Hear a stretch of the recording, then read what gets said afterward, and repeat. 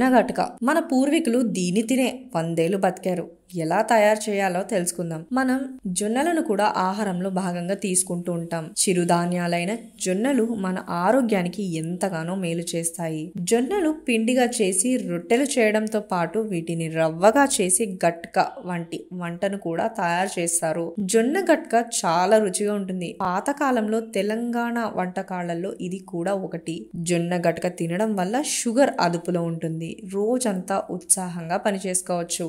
జీర్ణశక్తి మెరుగుపడుతుంది. తెల్ల బియ్యంతో వండిన అన్నం కంటే జొన్న గట్కను తినడం వల్ల మనకు ఆరోగ్యానికి ఎంతగానో మేలు చేస్తుంది. దీనిని తయారు చేయడం కూడా చాలా సులభం. జొన్న గట్క తయారు చేసుకోవడానికి కావాల్సిన పదార్థాలను ఇప్పుడు తెలుసుకుందాం. జొన్న రవ్వ 1 కప్పు, నీళ్లు 3 కప్పులు, ఉప్పు తగినంత. జొన్న గట్క తయారు చేసే విధానం తెలుసుకుందాం. ముందుగా జొన్న రవ్వను శుభ్రంగా కడిగి అరగంట పాటు నానబెట్టాలి.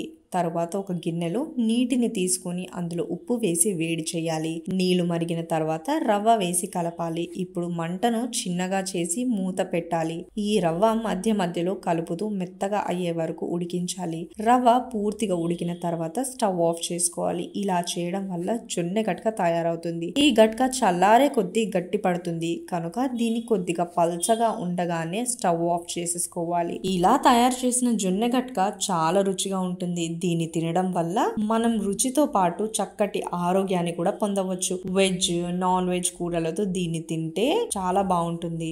మరిన్ని హెల్త్ లైన్ న్యూస్ కోసం ఛానల్ సబ్స్క్రైబ్ చేయండి.